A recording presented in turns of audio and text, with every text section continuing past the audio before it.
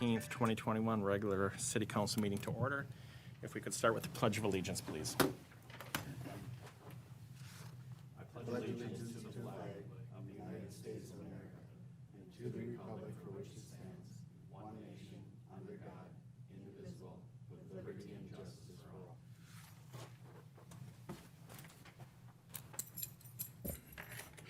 All right. Is there anything on the agenda or any additions to the agenda? Hearing none, I'll look for a motion to approve the agenda as presented. I'll make that motion. We have a motion. Do we have a second? Second. We have a motion and a second. All in favor say aye. Aye. Aye. Opposed, same sign. Motion carries 4-0. That will take us to public comments. If there's anybody who would like to discuss anything that is not on the agenda, please come forward. And we'll start with the last person in. No, I'm kidding. Okay, with that, with no public comment, we'll close public comments, and we'll move to the consent agenda. Is there anything on the consent agenda that needs to be pulled for further discussion? Hearing none, I'll look for a motion to approve the consent agenda as presented. I'll make that motion. We have a motion. Do we have a second? Second. We have a motion and a second. All in favor say aye. Aye. Opposed, same sign. Motion carries 4-0. Maggie, that'll take us to 6A1, please, summer hours extension.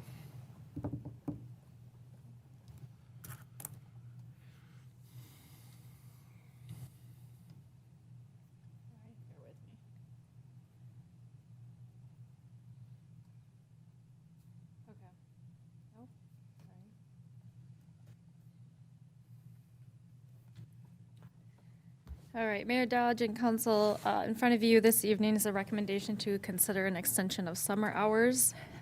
Summer hours are generally effective between Memorial Day and Labor Day. In the past, the City Council has considered and approved, at times, extension of summer hours. With the regular or summer hours, we post that appointments can be made as requested or needed. Throughout the summer, we have not had any appointment requests, and we have also not received any concerns or complaints about the current summer hours. Some of the benefits of extending the hours is we do have a lot of building permit activity still going on this summer. That usually tends to go through about September, October. We do have residents that come in between the 7 to 8 o'clock before they go to work to pick up those permits. Or we do offer that appointment as scheduled, but nobody has taken that up yet. So at this time, there has been building permit review delays just because there is such a high amount of them getting processed. So we do feel that that would be a benefit. Also, water meters, if, again, scheduling to get a maintenance check, we do very often schedule those in the morning as well, before people head to work. So again, we have looked at this in the past. I did have an error in the packet. I apologize for that. We did recommend last year extending to October 30th, 2021. However, the council at the time did approve the end of September of 2020. They did not approve until the end of October. 2020, correct? For 2020. But with that, I'm still going to recommend. I think in my packet I said November 7th, but I would recommend summer hours until October 30th, 2021. So with that, that's my recommendation, and I'm open for any questions. But with that, that is what the council is being asked to discuss and consider this evening. What's driving this, Maggie? Is it a benefit to the employee, to staff, or Yeah, there is feedback from the benefit. community and the resident? Were the residents asking for this extension? We did not have residents asking.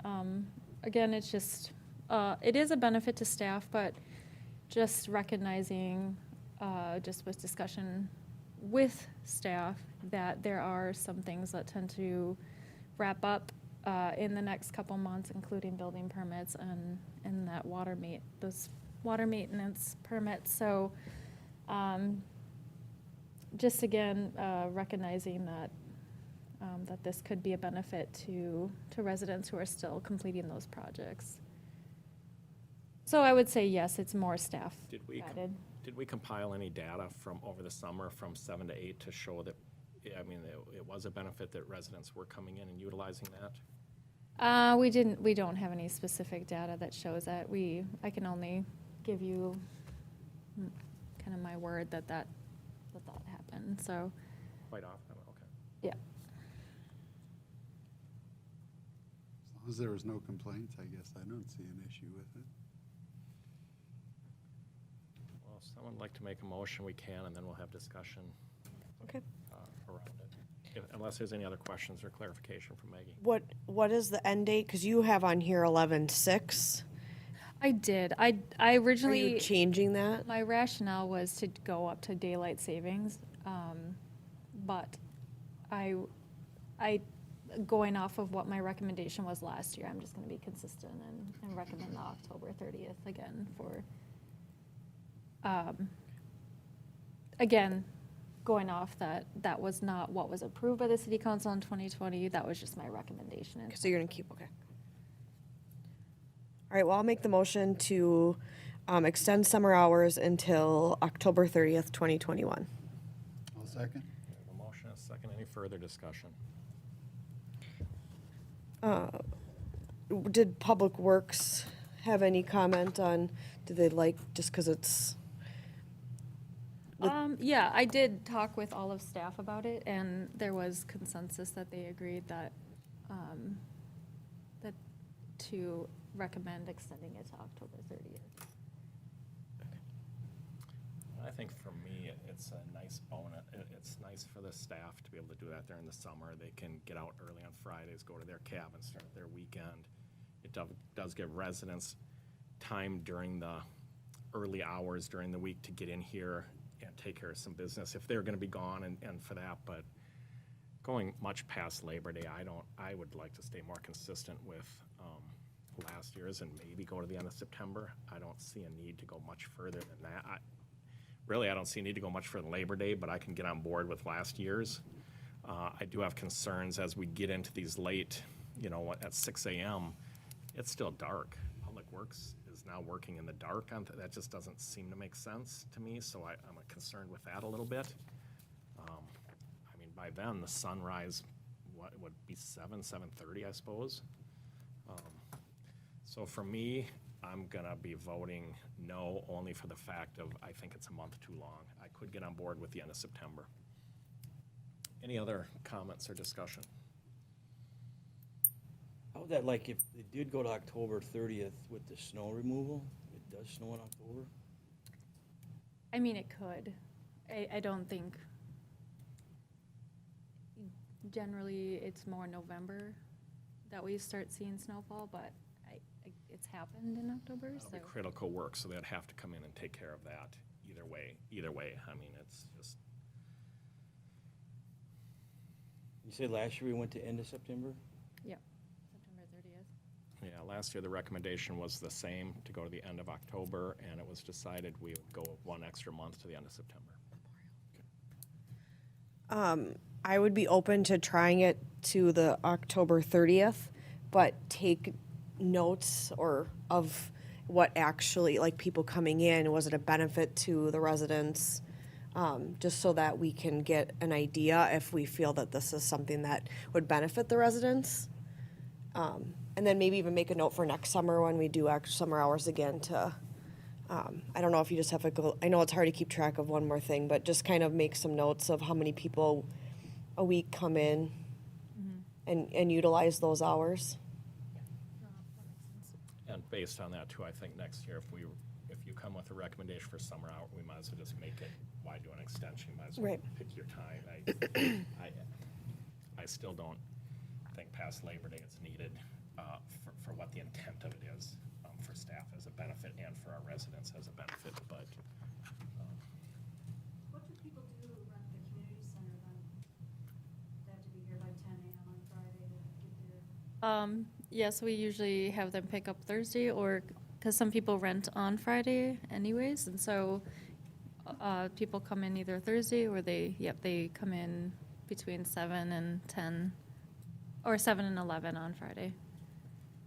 And we have a lockbox now with a code, correct, where we can just send them a code at any time so they can access that on their own. They don't need to come in and get a key. All right, any further discussion? So we have a motion and a second to extend summer hours to the end of October 2021. All in favor say aye. Aye. Opposed, same sign. Aye. Aye. Motion fails 2-2. For the audience, the nays were Dodge and Melender. Any other discussion on that? I'd like to make a motion to extend summer hours to the end of September 2021. Do we have a second? I'll second that one. We have a motion and a second. Any further discussion? Hearing none, all in favor say aye. Aye. Aye. Opposed, same sign. Motion carries 4-0 to extend summer hours through September 2021. With that, then, Maggie, we'll move to 6A2, please. Mayor Dodge and council, in front of you is a recommendation from the Personnel Committee to adjust compensation within the fire department starting in the year 2022. So as you know, through the Personnel Committee minutes, the Personnel Committee has been reviewing city personnel within different departments as to how and what meetings they get compensated for. We felt that this was important to do from time to time to reassess and determine if any needs are needed. So the memo within the packet goes over the review process that the Personnel Committee did take. And after thorough review, the committee believed that the meeting pay for city council, commissions, and full-time staff remained appropriate. The Personnel Committee did feel that some of the additional meetings that the fire department personnel that they aren't currently getting paid for should be paid for. So the personnel or the fire department personnel currently do not get paid for their monthly fire department meeting, which is once a month.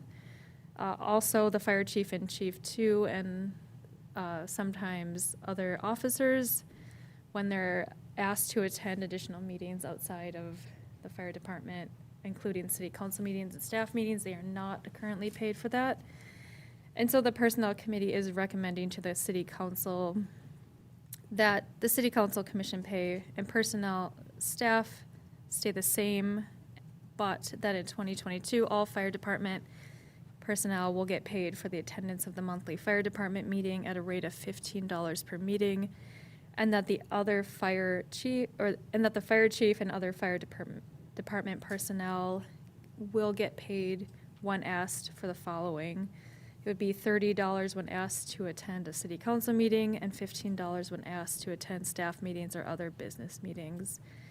The budget impact would be an increase of up to what I would budget for and have budgeted for, and the preliminary budget is up to $6,500 for the 2022 budget. So with that, I am recommending that the City Council consider approval of Resolution 9-13-21-31 that approves additional payment for the specific meetings of the fire department personnel that I listed. And just for clarification on the $15 per meeting, when requested to attend staff meetings and other business meetings, can you clarify other business meetings? So if there's any other business meetings that I ask those personnel to attend. That staff is requesting? Right. Okay. Right. Thank you. So we talked quite a bit about this at the Personnel Committee meeting, Maggie, Nikki, and myself, and, we're trying to keep fairness and again, there's a lot of time spent. We know officers do get a salary similar to what we get, but some of those extra meetings when they're taken away from their family, and we thought this was the fair thing to do, and wanted to at least start getting up, start acknowledging some of that. So a lot of discussion wrapped around that.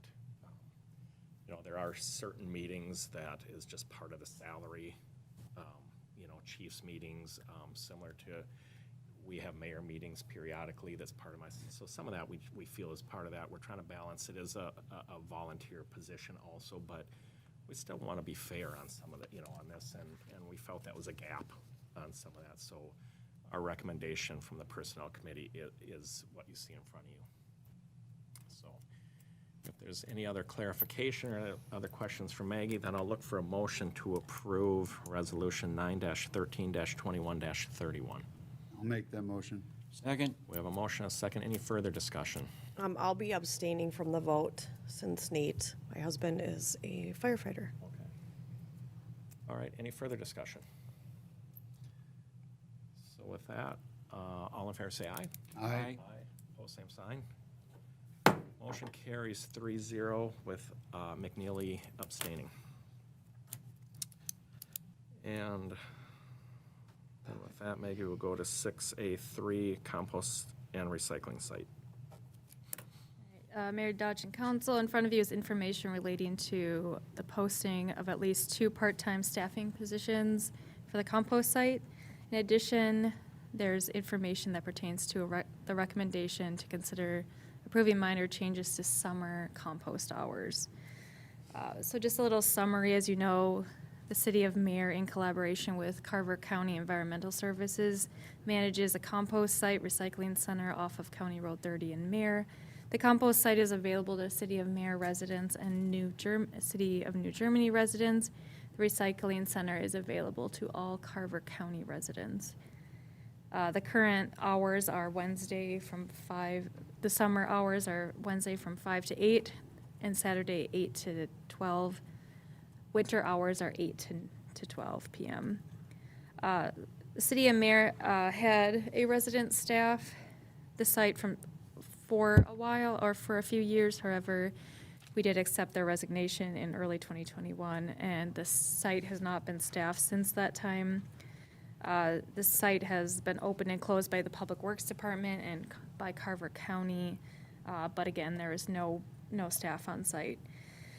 But however, within the last few months, the city and Carver County have rediscussed staffing the site because we've had increased cases of illegal dumping that included appliances and electronics. And these are items that are not budgeted for. We do not budget to get rid of items like this, and it does cost money to find a place to discard them. At the September 1st Joint Personnel and Public Works Committee meeting, there was a consensus to recommend to the City Council hiring at least 2 part-time compost site staff at a starting wage of $15 per hour. The committees are also recommending keeping winter hours the same, but changing summer hours to keep Wednesday from 5 to 8, but then increasing the hours on Saturday from 8 to 2 p.m., 8 a.m. to 2 p.m. So historically, the City of Mare has budgeted about $5,500 for staffing the site. That has been paid for with a collaboration of a Carver County grant, City of Mare funds, and the City of New Germany funds. The total financial cost for staffing up to 2 employees, again, we're recommending 2 employees so that they can rotate. We don't expect somebody to necessarily want to work every Wednesday or Saturday. We're hoping, but again, we're looking for 2 people to split those shifts. And the total budget for that is an increase of $2,500 for a total of $8,000. We don't expect to see any budget changes for the City of Mare, so it would remain $2,500. We are working with Carver County to increase the grant amount, and we expect that to be $3,000. And then City of New Germany would remain at $2,500 as well. So that's a total of $8,000 to fund those positions. So with that, I'm recommending approval of the recommendation from the Personnel and Public Works Committees that would change the hours during the summer to extend the Saturday hours and to post for at least 2 part-time positions that would rotate and share the site hours. I did include that information in your packet. That includes the job posting and application information, and then the job description. And for clarification, Maggie, the intent is to change the summer hours till 2 p.m. starting in 2022, correct? Not. Yes, I apologize, 2022. All right, any clarification or questions for Maggie? If not, I'll look for a motion to approve the recommendation of the Personnel and Public Works Committee to keep the winter hours open Saturdays from 8 a.m. to 12 p.m. and starting in 2022, change the summer hours, or keep the summer hours Wednesdays 5 to 8 p.m. and change Saturdays from 8 a.m. to 2 p.m. and then post and hire staff, 2 people at $15 an hour. Do we have a motion? I'll make that motion. Do we have a motion? Do we have a second? Second? We have a motion and a second. Any further discussion?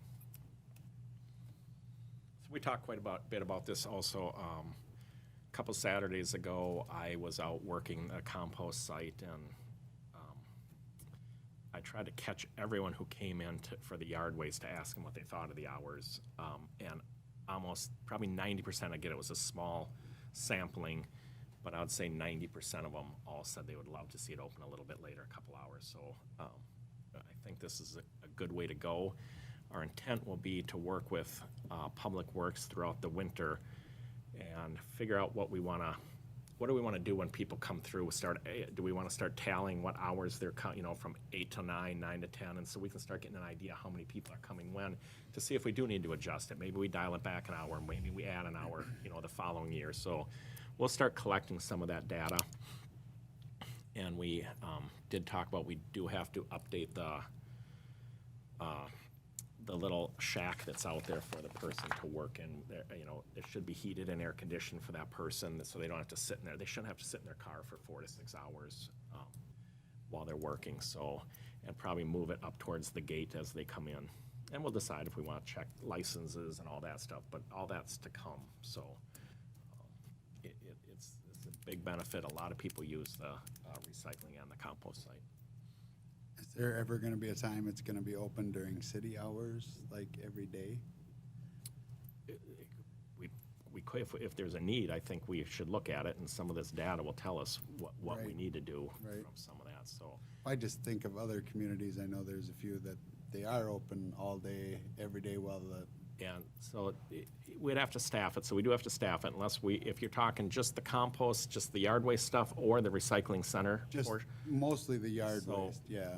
We've talked about maybe trying to fence that off separate, where we could maybe leave the yard waste open, but especially now that we have cameras. But Right. some of those other cities and communities, and at my mayor's meetings, we've talked about, they get people dumping stuff in there too that they shouldn't be in it, that 1% ruins it for 99%, but it's certainly a possibility. Once we get the loader, we'll start turning piles and we'll start composting and have black dirt available, so that'll be a benefit. And if that happens, and there's a lot, and so we'll certainly look at all those options. And if you hear of anyone who, residents who want that, bring it to let us know. Okay. Any further discussion? So under the minimum qualifications, so we're looking for somebody that's already out of high school or that's 18? I mean, that's something that I put in there based on, I looked at the Carver County, just to be consistent with what they require. Okay. But again, we can change it if that's something that the city council wants to change. I had the same concern. I don't know if, I think we're gonna have a hard time getting someone Yeah, at that point. teenage job, yeah. I think Yeah, we can, we yeah, should look at changing that, or unless the county says there has to be a minimum, but, yeah, again, I did think about that. The only reason that it's there is because of consistency reasons, but I think that we can change it if we feel that there's a concern about getting applications. okay. So you can, yeah, you can make a motion to, or within your motion to change that wording. Should we do research, or do we have to research it first before we go ahead and? Does the county require a certain age for the recycling center? Like, that would be the question. That's what I based this off of. So they did require a high school diploma. I'm not really sure the rationale behind that, but I was just, again, trying to be consistent with them because they also staff the site at time, but, Who made the motion? Who made the motion for this, Janelle? I don't think we have to. I don't think we're there yet. I thought we had a motion and a second to change, to go to these hours and hire two people. Seconded. I think Larry seconded. I think it was Nikki. Did I? I see, Larry. It was Okay. Nikki and Larry, okay. Yep, see? Look at a great memory. So we can either move forward and vote on this as is, or Nikki, if you want to amend. I'll that amend it age, to, And if Larry agrees with it, then we'll move forward. okay, but- I'll amend it, the minimum qualifications. Just lower the age limit. I don't know how else to, Yeah, I would say 16? Okay, Okay. And do you want to make that unless the county says we cannot? yes. Okay. Yeah. And Larry, would Second that. you second on this one now? Do you have Okay. that? Did you get that, Janelle? Okay. Oh, gosh, I can't even remember I did All that. right. All right, so we have a motion to extend the hours, the summer hours on Saturdays for 2022, keep the Wednesday hours the same, post for 2 positions, starting wage at $15 an hour, and change the minimum requirement to 16 with the assumption that the county is in agreement with that for the recycling center portion of it. Okay, Any further discussion? no. Hearing none, all in favor say aye. Aye. Opposed, same sign. Motion carries 4-0. So if anyone out there is looking for a job and wants to work the compost site, there'll be a posting, and it's a great opportunity. So, we look forward to seeing your applications. So with that, Maggie will move to 6B1, please, the change order request for combo reels. All right. Mayor Dodge and Council, in front of you is a change request for the addition of combo reels, and I will actually bring up a picture of what they look like for the fire station, the new fire station project. So the combo reels are a combination of air and electrical power reels that are used to maintain power to the trucks by keeping the battery of the vehicles at full charge. The air portion allows the trucks to have a constant air pressure in the brakes. The current station does have air hoses and electric cords, however, the buildings are different, have different ceiling heights, and so the old reels would not be compatible with the new facility. So the final quote that you saw in your packet, it does include 10 electrical cords and 4 airdrops. This did come to the City Council at the August 23rd meeting, but at that time, City Council did table it to request more information. I did provide additional information in the packet. This included information relating to the need to obtain the quotes and why they were not included in the original bid. So this item, upon further investigation, is generally included in the FF&E section of these types of projects, and it was through miscommunication that it was unintentionally left out. So when the contractor, the architect, and staff started to review the need for these, which it is needed, we cannot go without them. The original quote was for 10 air hoses and 10 electric cords. That quote came in at around $16,000. So the original thought was to have a reel with both at all 10 bays. So after we discussed it further, we did feel that we could reduce the number to 4 air hoses and 10 electric cords to lower the cost. And that's where you see the current quote at $10,669. So I did include information about that minor changes throughout the project do happen from time to time. This is included. So I did include, which I will go to, kind of where we're at with contingencies. We also have seen some credits in this project and that's about $8,000 based on using different products and materials or removing items that, again, through the planning process, we decided that we no longer needed. So, again, some of these changes have come out of contingency. Some of them have been paid for through the Fire Relief Association. And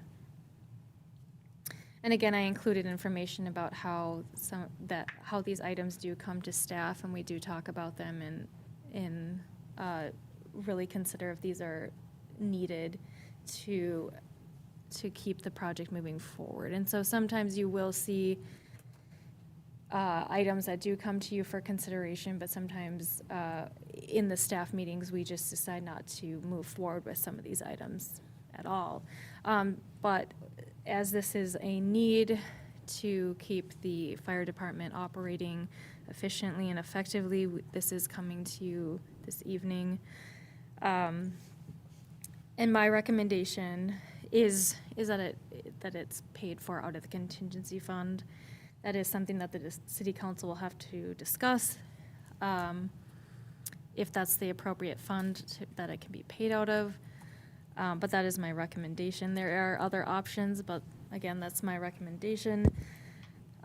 If approved, it would bring the contingency down to about $25,901. So with that, I am open to any more discussion, and I can answer any questions. The fire chief is also here this evening to answer questions as well. Do we have a picture? of Yeah, the ones? I'm sorry. No, well, we don't have a picture of the ones we're using today in the current Not the fire station. current fire station. All right. Chief Metzel, do you mind coming to the podium? Thank you. Could you just give me a little overview on why we can't use the ones we have? I understand the ceiling heights, I get that, but So currently, we don't have reels right now. It's just a cord hanging from the ceiling.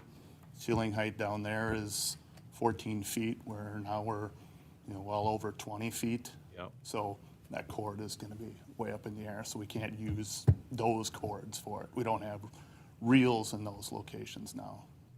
so what are you doing now when you pull out? You just unplug So they them just, and throw and them they to the side? kind of hang to the side or whatever, correct. Okay, that's a piece I was missing that we didn't have. Yep. I'd asked to get pictures of the ones we had down there, but, okay, that helps. I mean, it just seems even with the ceiling height, Yeah. we should No, be able to it's drop just- yeah, it's something just a down to cord- attach them. A cord and an air hose hanging from That us. doesn't seem to make sense to have those, I mean, a trip hazard and Yeah. all that, so I know we need to do this. I don't have a concern with that, and I appreciate that you've looked at it and gotten them where you need them, So where you're gonna, we're- I assume not everything has air brakes on it. Correct. Or Rescue 11 or, Yeah, the original, or when we talked to them about it and we discussed, the location for the forum and stuff like that, when we were going over the building there, we talked about, location of needing these reels and stuff like that. So we were under the assumption that they were included. They just put in the plumbing and everything to have it at that location. They assumed we were providing them. So that's where the miscommunication was. The reels that they were suggesting was a dual reel with both air and electric on them, which were expensive. So as we looked at it, it's like, well, let's not do these dual reels. We don't need air at every truck. Let's do single reels. We're less expensive. Just bring the air drops to the trucks we need to lessen the cost on it all. good, no, I appreciate that. for Chief Metzel?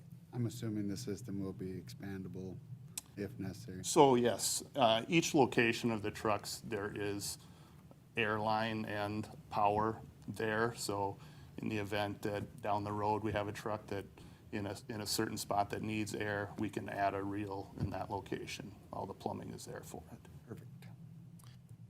So like I said, I think we need them. I think we have to have, Correct. I know we need to have them. I am really concerned on the miscommunication, and there's been more than one occasions now where things that we thought was in there, painting's one example where it wasn't, and now these, and it's really frustrating from a transparency standpoint. Not anything you've done by any means. I'm just making a comment. It's very frustrating for me. It was frustrating for myself to know they weren't included. Yeah, You know, now, and and if this you've tip- seen the spec book on the station, that's about this thick. and I understand. To sit and read through it line to line and understand it all is, Yeah, that's why we hire people to do some of Yeah. that stuff for us, obviously. Now, this, Maggie, you had mentioned this typically would have been captured in FFE. And where are we at with the FFE? I know council approved $154,000, if I remember right, for FFE. Did we max that? We have spent, I would say, most of it. We still have some minor items. So everything within that, including stuff we still need to purchase, is pretty much called for. Okay, so then technically, if this would have been FFE, something would have been $10,600 we would have less. either had to have a higher FF&E budget or something. Or take something out. Yeah. Is there anything in there that we have not purchased that could be taken out now? Yeah, the only things, I think it's stuff that we have on order, just haven't received yet, that we haven't paid for, is Okay. mostly what it is. Okay. Now, will these be auto release? So the trucks themselves have an auto eject, if Okay. that's what you're asking. Yeah. Yeah, so that, the reel itself is not an auto Right, release, right, where it plugs yeah. into the truck is an auto release. What that means is when the truck starts up, it kicks the cord out. So you're not driving out with the new reel? I don't know what to say to that. Okay. Probably happens. Any other questions for Chief Metzel? Yeah, so All right, thank you. So with that, I'll look for a motion to purchase the air and 10 electrical cords and 4 air hoses, reels for $10,669 I'll move that, Mr. Mayor. from the contingency fund, excuse me. We have a second. motion. We have a second. Any further discussion? So I don't think it'll be a surprise from anyone. Again, the contingency fund, in my mind, this is absolutely not the place to be taking this. This isn't, again, I don't feel what the contingency fund's for. I didn't think it was the right thing for any of those added items, and I certainly don't think it's the right thing for something that was a miscommunication, for poor planning. That I just can't get on board with it. I know we need them. Me personally, I think, and I talked to Maggie a little earlier, I think we should look at a different fund to take those out of, maybe an equipment fund for 2021, and maybe we have to push something to 2022, but this contingency fund, I believe, is not it, and I'm concerned with these added items that have been added by the city administrator, that some of these we weren't even made aware of until I read them in the packet, where they weren't in weekly updates. We weren't aware of some of these other additions that the transparency is just, there just is none on this, and it's embarrassing. I don't know what to say about it. It's just embarrassing how some of this is rolling. And again, I know we need them, and I'm gonna be voting no only for the fact of I think it should come from a different fund, not that we don't need them or have to get them. I understand the miscommunicate. I do get that. We can't go through every line item, but some of these items, they're standard. So wherever that happened, if it was from the architect's standpoint, it is what it is. So, any other discussion? All right, hearing none, all in favor say aye. Aye. Aye. Opposed, same sign. Aye. Motion carries 3-1, with Dodge being a nay. Perfect. Thank you. Thanks, Andy, for coming in. And with that, we'll move to city council reports. Councilmember Melender, anything to report on? Yeah, the Watertown Mayor Community Ed, we will, trying to get a meeting scheduled for next week. And then they've set their calendar for meetings in November, March, and May. And the Planning Commission meeting was once again canceled for lack of items. So we're trying to get going. All right, thank you. Councilmember McNeil, anything to report on? Nope, just attended the personnel meetings and those minutes are in the packet. Perfect. Councilmember Held. Not really. Park board tomorrow night? Perfect. And I also attended the Personnel Committee and Public Works joint meeting, and everything that was on our agenda that we discussed was here before us tonight to discuss, so everyone's up to speed on that, and that's all I had. So with that, I'll look for a motion to adjourn. I'll make that motion. We have a motion, we have a second. We have a motion, a second. All in favor, say aye. Aye. Aye. Aye. Pose same sign. We are adjourned. Thank you. Thank you. Oh, you don't want to stick around for budget? Mercy delay, you get a chance to get out. Thanks, guys, for coming in. Thank you. Did everyone get their agenda signed?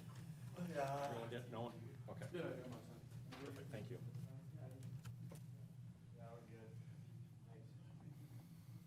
All right.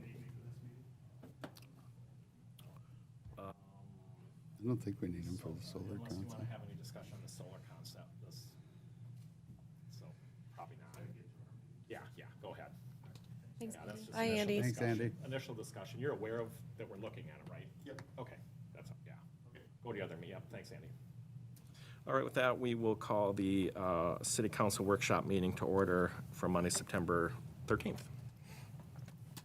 And we can start with the preliminary budget review, please.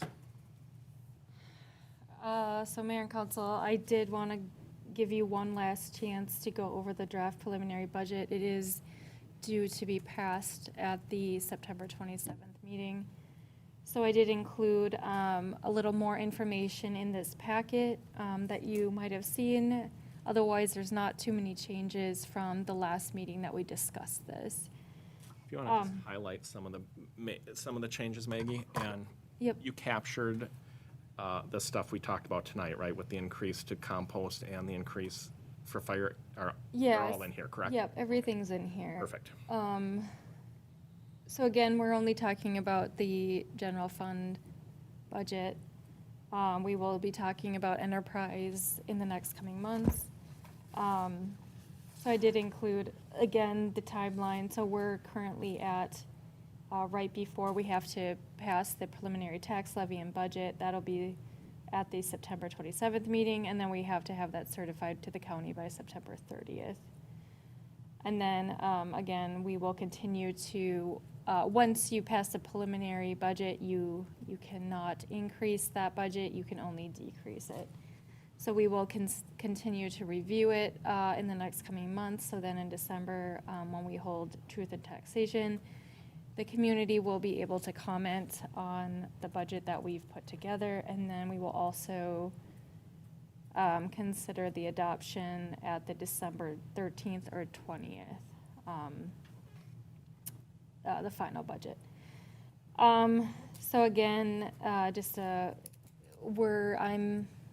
same as the last meeting, I'm maintaining the preliminary to be at 49.3. Compared to 2021, it's a slight increase in the tax rate. I did provide you with the 2021 final rate information, so that just shows you how we compare to other cities.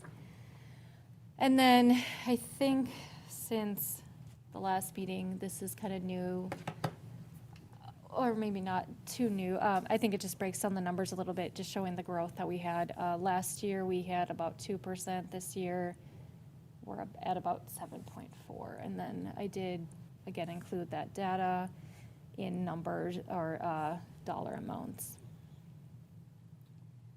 Since the last meeting, we did receive our fiscal disparities money, the final amount. It was higher than we thought it would be, so We were originally estimated to be around 245,000. We will be receiving about 271 instead. And I just included some information about how fiscal disparities work and how we receive that number. Again, this is the same information as the last meeting, as far as, I'm sorry, that's cut off. As far as what I think the preliminary operating expenditures will come in at, this is a slight decrease of last year. And I did explain that decrease. So we do have some slight increases to wages, but we also have some slight decreases in the public contract costs. I mean, the police contract costs. We also are taking snow plowing in-house. And then we're also not planning on doing any huge significant projects within the departments except street. Possibly, but again, that's under discussion, and I have taken that into consideration already. But again, we will not be, my plan is not to bond, well, again, I'm not going to go into that too much, but we still have to discuss that, and that will be pretty much the only project, a significant project next year. I did include, again, the debt tax levy. So this is our debt schedule for 2022, the draft. That one did go down as well because we had projected some of that to be a little bit higher. The fire station was lower than we projected. That will increase in the future. But again, we've planned it strategically so that our tax rate is not impacted significantly. We do have debt falling off, and then we will have debt coming back. That will be the debt that will increase next year. Again, local government aid, slight increase. Our housing numbers are slightly lower than last year. I think part of the reason for this is because we weren't able to get the Coldwater Crossing 8th edition finalized until this fall. But I do think that number will bounce back next year, which I think will leave us sitting just fine. So this just gives you a little bit more information about the breakdown of where our revenues I'm projecting revenues to come in at. As you know, the larger revenue funds come from property taxes and local government aid. Since the last meeting, I did increase the preliminary levy for capital. Just, again, we are planning the street project for 2022, 2023. I just really feel like I want to get that figured out and sorted out, and I would rather, again, stay higher. Since we were able to get that fiscal disparities number, that's why I was able to increase it to still maintain the 90 or the 49.3. But again, that once we start finalizing those numbers or that discussion, I do think that number will go down, but again, you cannot increase after you pass the preliminary. So we have some discussions that we still need to figure out. So that's why that went up 50,000. Can I make a quick comment before I forget? And it's for me, and I don't know how others feel on it. When we go through these, work session to work session, or we're going to see them again, it'd be helpful for me if you could somewhere do a track change so we would know what's changed since the last time we've seen it. Is that possible to do? Yeah, no, that's possible. Some of those, it's obviously a big packet. I've gone through it, and now I'm going through it again, and I'm trying to figure out, well, what changed, as I'm seeing it, and I assume we're going to see it again.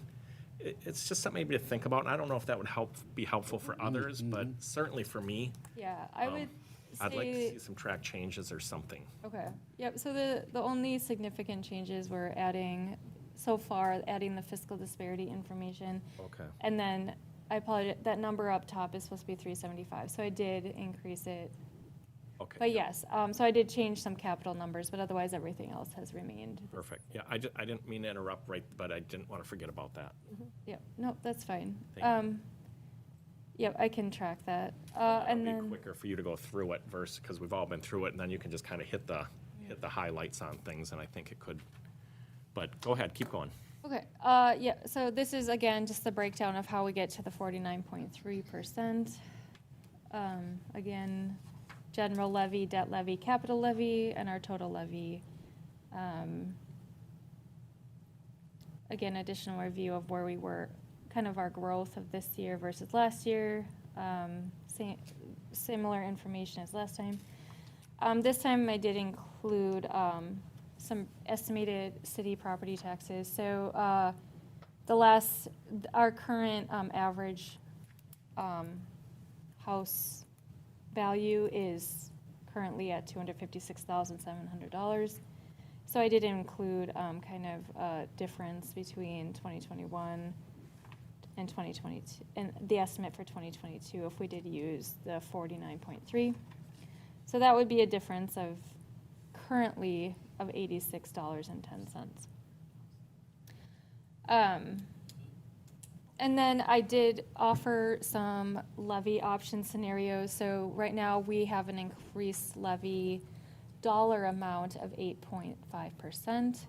If we want to get lower, I just included information if we want to get to those lower tax rates. That's what our dollar change would need to be. Does that make sense?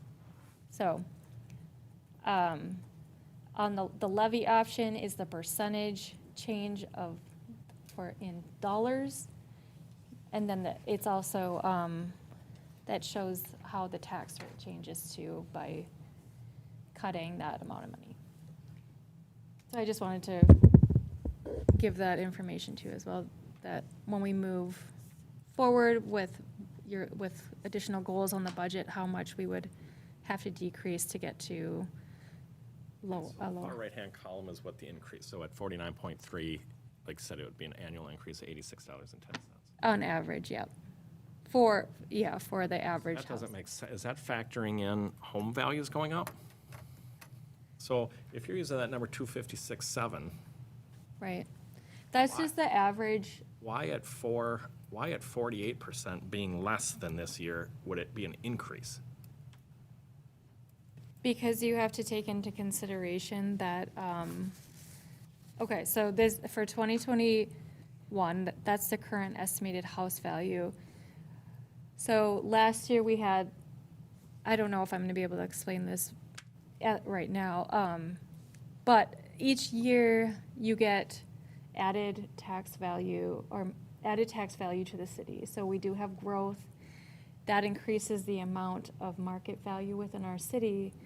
So then when we're increasing again our tax levy, we have more money. It's spread out amongst more houses. I might have to sit down with you on this one, just because it's all based on changes in market value, the total market value in the city, and then the increase in the dollar amount within our budget and how all the numbers are calculated. Fair enough, that's fine. So, yeah, it does look a little strange, but that is kind of how it works. That's where I was kind of so. asking if you had factored everything into all that, and that's why at Yeah. the one above it, at 48%, if we were at 48%, it's still an increase. It just at first blush seems, well, Yeah, it's it still- went down from 40. Right. Yeah, Yeah, even your though. home went up. Yeah, so but you even factored though, all that. yeah, so even though the tax rate, the percentage can go down, it doesn't necessarily, it's all based on total market value and how all the numbers come together. Because from 2020 to 2021, we only had a 2% value increase. Right, But now this year, from 2021 to 2022, it's 7.4% value increase because the market value always lags behind the actual market value of your home. right. Okay, no, that makes sense. Thank you. So, yeah, this just kind of gives you an idea of, Really learning. again, yep, again, how much we could adjust to get where, I don't know, where our goal is with the final budget. And then again, based on where our preliminary is, that $99.63 per month increase, or yeah, the increase, no, I'm sorry. Based on that, our preliminary, for that, the estimated house value of $256,700, there, with the preliminary, the estimate is about $1,195.53 for the year, or $99.63 per month. And so I did kind of provide a bill sort of that breaks down where that 99.63, what that. I like that, that's really clear. And that'll be good for truth in taxation. So that is, I just want to I'm open to any questions or comments. That's kind of, again, we didn't have the fiscal disparity numbers. This is what I will be proposing. Again, it's not what I want the final to be, and I want to get more feedback on what percentage that we're looking at, and what are where's that final number that we want to go. That'll be more of the discussion moving forward. Again, this is my recommendation for preliminary, but I do think we still have a lot of work to do to bring that down. I think we can get it down more, but again, I think based on feedback that we received from residents last year, they wanted to see it coming in more at the same-ish level. Consistent, instead of jumping too high and then jumping way low. So I tried to do more of an amount that I'm comfortable with that we can still reduce from. That can become a double-edged sword sometimes when we go too high and people freak out when they get their initial Right. stuff. So I appreciate that. Any comments or questions for Maggie? Maggie, is a street project, the Simcor West Ridge Road you were talking about in Capitol? Yeah, so that's still under discussion. Right now, and I don't have any final answers for 2022, but what I'm proposing probably is to do what I will be proposing is doing a more scaled back version for more maintenance. Because in our long-term plan, we were not considering doing a bond for 2022. We were planning on doing a larger bond in 2023. And so if we can get it to work, I want to do more of a scaled back version that we can pay cash with. And then in 2023, do the larger bond and either break that project into 2 or 3 years, or do one full large project.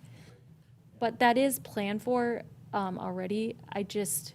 The preliminary discussion at the Public Works Committee was to do a large project next year, and I just don't think that that's right or a good plan.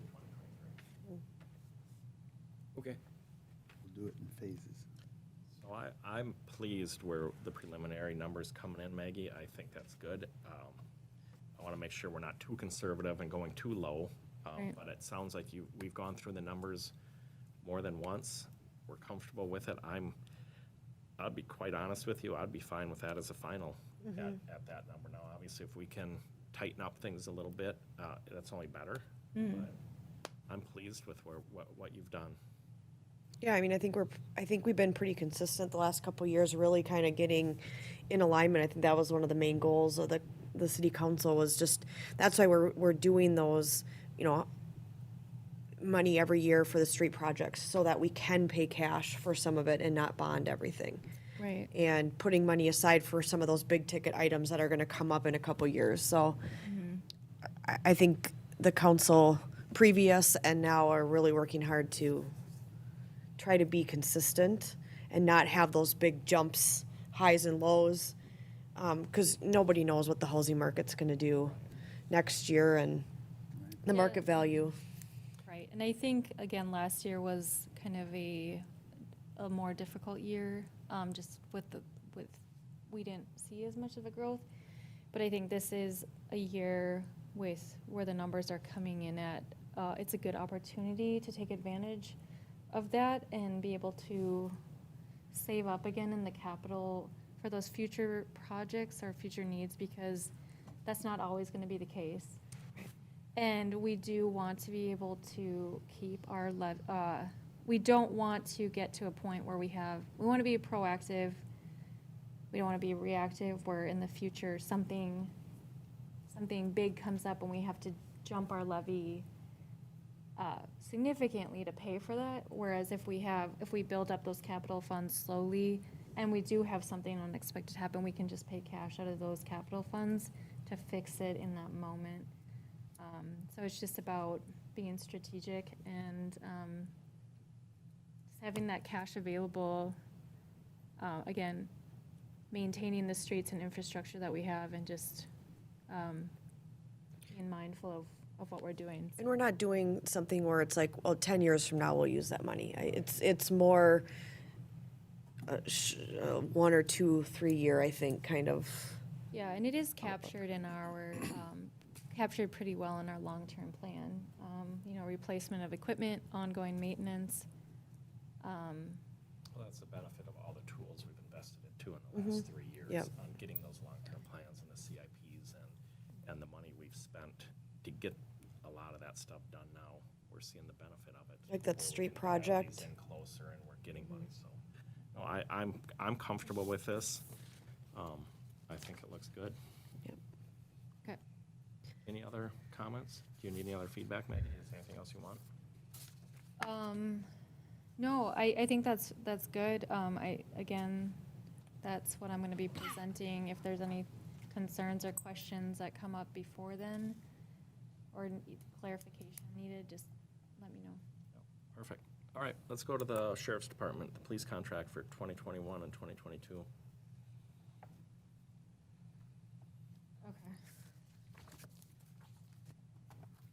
Okay. So the item in front of you for discussion is related to the remainder of the 2021 hours for the police contract with Carver County, and then also could affect the 2022 hours of the first quarter. So as you know, at past meetings, we were discussing what we were going to do with the remainder of the hours for 2021 and what we wanted to do for 2022. So the recommendation that we had talked about was keeping the hours as the same as the current summer hours, which was the 4 10-hour rotating shifts. So that was Tuesday through Friday from noon to 10, and then Wednesday through Saturday from noon to 10. However, since that meeting, the Sheriff's Department has contacted us and other contracted cities due to imminent staff shortages. So they are experiencing some, again, issues with current staff shortages and what they expect to be continued staff shortages.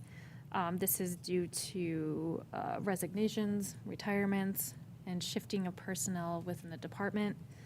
So as you know, the loss of personnel typically happens within 2 weeks, the resignation, and it takes the Sheriff's Department up to about 6 months to train in new people. So they can, again, you can plan for retirements, but resignations can happen quite quickly. So to navigate through this, the Sheriff's Department is asking all contracted cities to consider temporary hour changes for the remainder of 2021 and for at least the first quarter of 2022. So this would be 12-hour shifts. I think what they're doing is they're changing all personnel to 12-hour shifts. So any contracted cities that have 8 and 10-hour current shifts would be affected. So the 12-hour shift would be 3 days a week from 6 a.m. to 6 p.m. Week 1 would be, I think I have it listed, it would be 3 days off, so Sunday through Tuesday, 4 days on, Wednesday through Saturday. Week 2 would be 4 days off, which is Sunday through Wednesday, 3 days on, Thursday through Saturday. So we would have essentially 3 days coverage, 12-hour shifts. Again, what they're trying to do is they're trying to temporarily consolidate the county and city personnel to cover larger districts. So they would actually be responding to, again, larger regions. So whenever they would try to be in our city during that time, but they would be required to respond to neighboring jurisdictions as well. They would keep track of the hours that they're in the city, so that we would only pay for what city hours that are being used. But again, this is just their way of dealing with the current situation. So what that means is that the city mayor can accept this recommendation or not. If the city does not accept it, the new hours, the temporary hours, the city would not get the hours of coverage and would thus get reimbursed for the remainder of the year. The quarter hours that were allocated in our contract, the same would be for the first quarter of 2022. And so we would continue to maintain our current deputy until the end of 2021. I do think there will be a changeover. I am not 100% sure on that yet. But again, the Sheriff's Department is trying to adapt as quickly as possible, and they do have new deputies going through the training process, and they're also looking for other options as well to kind of get back to normal. They want to be able to get every city back on track the second quarter of 2022. What was New Germany's thought on this? Were you able to touch? I did reach out. I did not get in. I wasn't able to connect. But I know that we have .88. They have .12. I did ask the Sheriff's Department what that would mean if we did not contract, what would that would mean for New Germany. They said that they would, if New Germany wanted to still keep their hours, they would figure out how to work those hours in. About your conversation with Commander Wallin, is there any flexibility in this? There is some flexibility, however, like, again, if we do stay with the 12-hour shifts, he said they would like to know if it would be if we were sticking with the 12-hour shifts. But again, if for whatever reason they were called off-site, then again, the flexibility would be that we would only get charged And for. I understand that, Right. but, so my thoughts. Yeah, I my did- initial thoughts are, I don't think we need a deputy here for 12 hours, from 6 a.m. to 6 p.m. So could we, if they start at, if our deputy starts at 6 a.m., can he just go do whatever, go help the county do whatever for the first 6 hours, and then from noon to 6 come to the city and we only pay half? That's what I'm looking for, that flex. Did you have those Right, conversations? I did. I'm trying to think. Sorry, there was a lot of Because information. those are the thing, Noon to, I just don't think we need someone sitting here for 12 hours on 3 Yeah, days a week. I'd rather have I know that. 4 hours, 4 days a week, or 5 days a week. Right. What about their normal, like, they're not just sitting here, so like, what are their, their normal things that they have to do? One reason why we're moving the deputy to the fire station is so that if he has to do follow-ups on issues that have come up and he's meeting or having discussions with people. So I know they're not just sitting here And patrolling. I don't mean just sitting. I mean, he's working. Yeah, Right. I think Yeah, that was wrong. there's flexibility that in the sense that on those 3 days, I believe that they could leave and go somewhere else. I don't think there's flexibility that they could come. They would still have to maintain that 3-day schedule. So if they were here on those 3 days, they could leave for a few hours, but they wouldn't assign a 12-hour person Just like for here. 5 days a week, just for those 6 hours. It would have to still be within.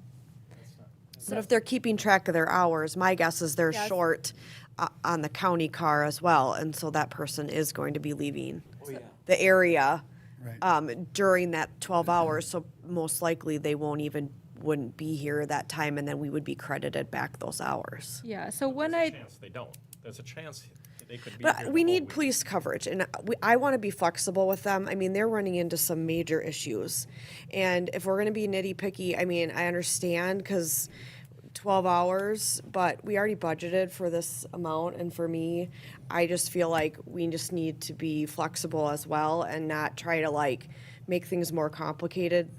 And I know we're paying them for that service, but I think that service is still important, and we need to maintain that level of service until, like, you know, and this is for 2 quarters.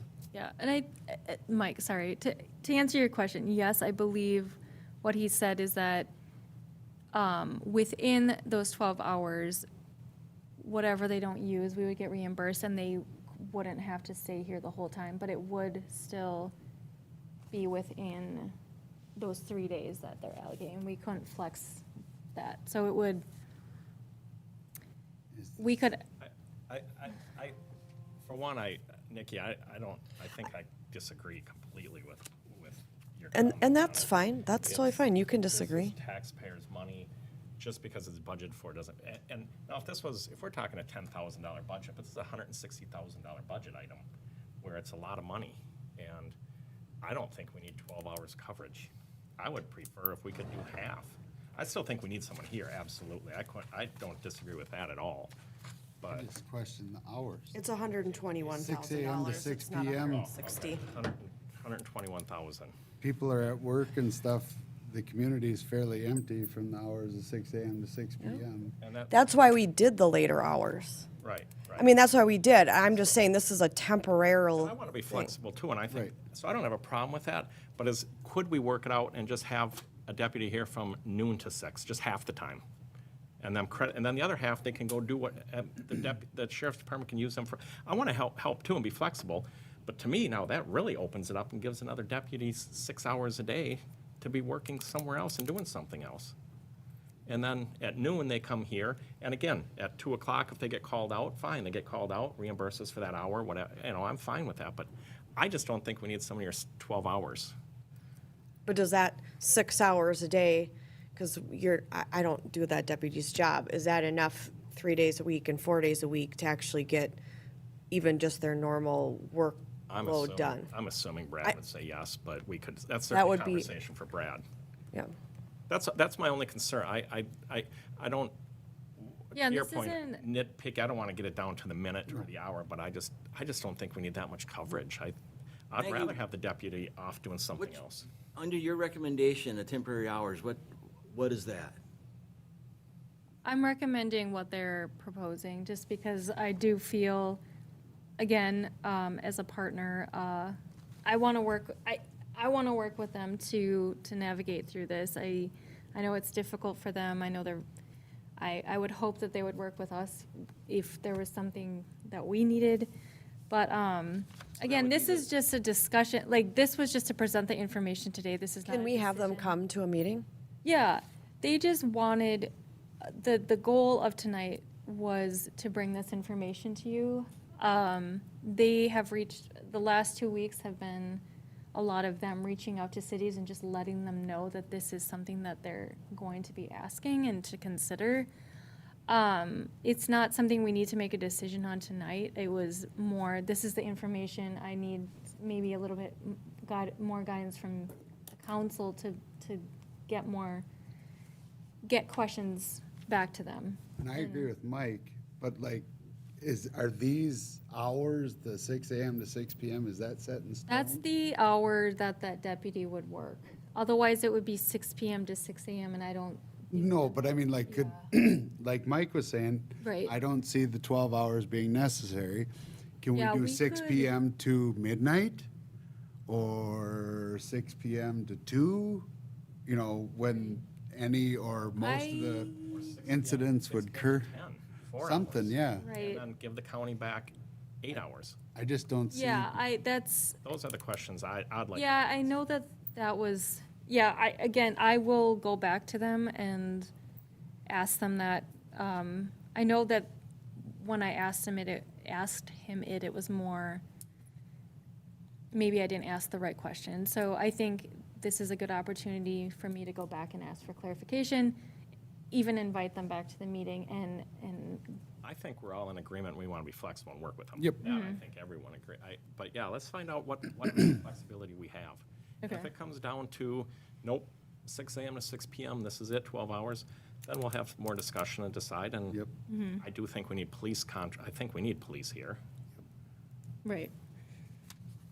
Okay, besides flexibility, are there any other questions you want me to ask them? I would just ahead of make time? sure, like, how much minimum time does the deputy need in town to be able to accomplish all his normal business tasks outside of monitoring, you know, investigating, you know, all those kind of things that he does outside of just sitting and watching. That's a good People. question for Brad, yep. Yeah. You'll Because have then that I no would matter be what. on board with making, you know, saying we don't need as much time as that 12 hours. Yeah. I just still think it's important that we have that presence and that they're in the community and still being here for them. Absolutely. And I think for 2 quarters, we can be flexible on those days. I Yeah. don't have a problem. I really liked the hours and days we had Yeah. over the summer. So I think that would be the goal. Is that what we want to get back to? Yep. Or as close as we can get for now. Yeah. But if we have to be, I would be okay with being flexible for the 2 months and then hope that new deputies coming on board, we can get back to what we really worked on trying to get to. Well, this would be 6 months, wouldn't it? Well, 2 quarters, yeah, so 6 months. Did I say 3? You said 2. 2 Well, at quarters. 6 o'clock, we'd just have a regional guy if we got a call, right? Right, Right. yeah. Yeah, like any other time, yep. And Okay. they're always around. That's all, Yeah. that works for me if you can get more information on that flexibility of those hours. Yeah, no, that sounds good. It sounds like we want to work with them. We just need a little bit more. Clarification. That might even help them. I think it would, Yeah, maybe it would. you know, if we, even if we just- did 6 PM to 10 PM, 6 4 8. hours, and give them 8 hours back to the county.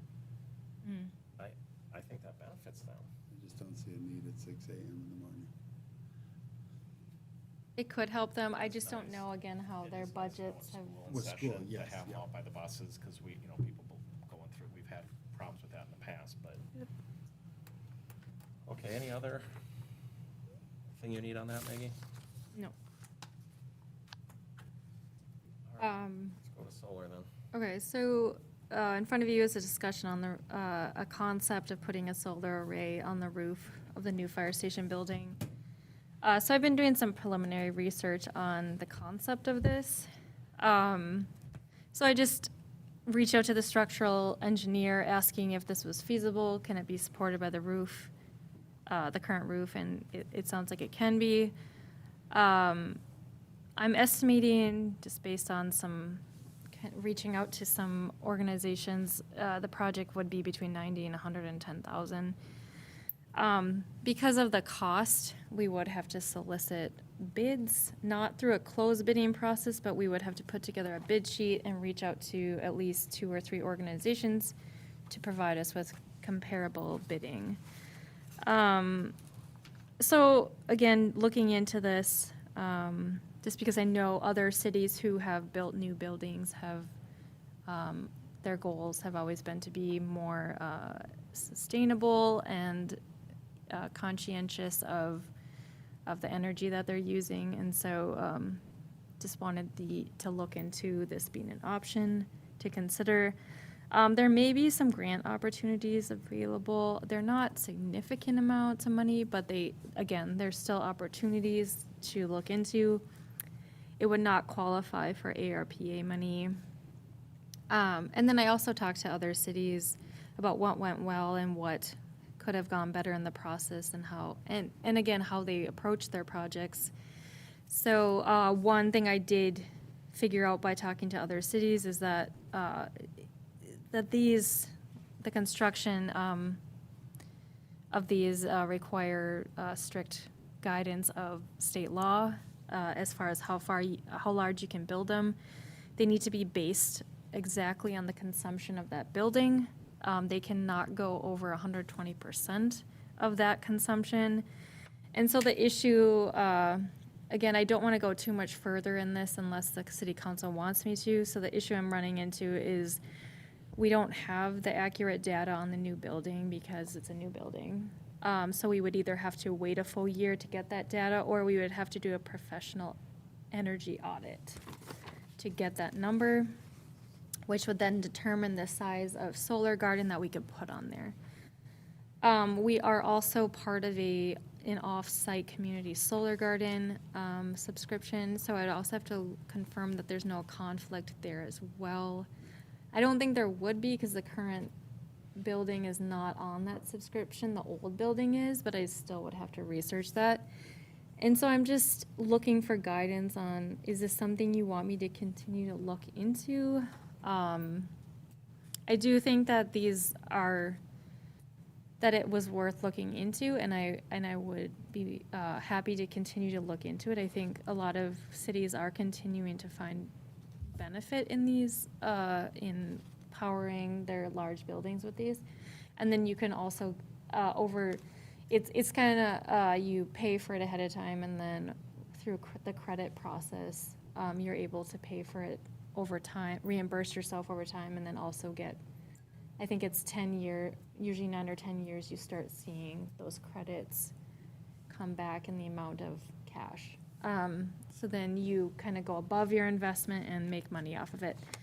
So with that, I'm looking for direction as far as if this is something we want to continue to look into. Over the last year and a half, I noticed there's solar panels now on Baird Lumber and Bob's Repair. So, and I know we have a solar company in Hidden Creek.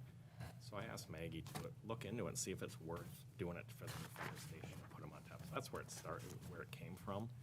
And if it's as simple as we have a subscription somewhere and it's a conflict and the answer is no, then it's no. We should know that. We should already know that by now. And then we don't even have to pursue anything any further. But I just want to see what it would cost. You know, have that company come out, bid it out, see, oh, yep, this is what it's going to cost, and is it worth doing or not? But I think if, in my opinion, if we need, I would like to see 12 months of data first to see what our return on investment would be, and then get, you know, is that 90 to 110 accurate?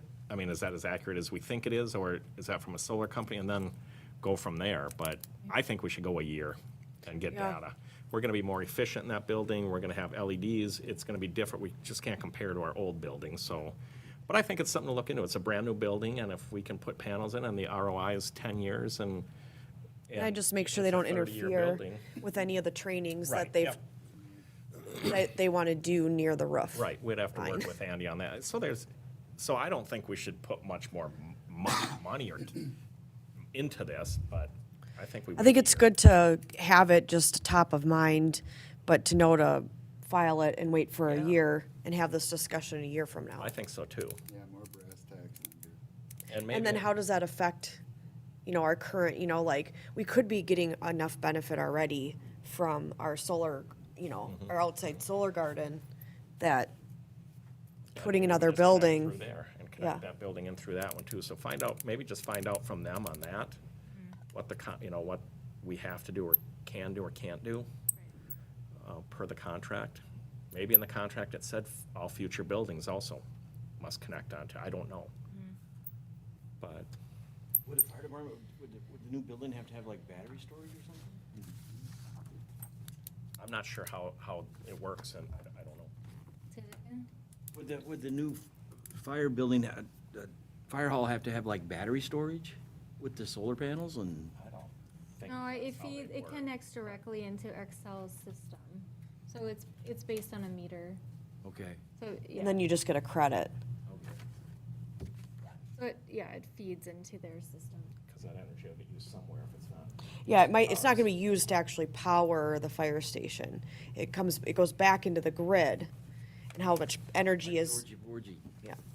Just like like a windmill, like people have personal windmills, so it goes into the grid, and then they'll get a credit for how much wind power they actually did, and then they pay the difference, or they get a credit. Overage that they produce. Yeah, at this much money, I think we wait a year and get data. Yeah. Okay.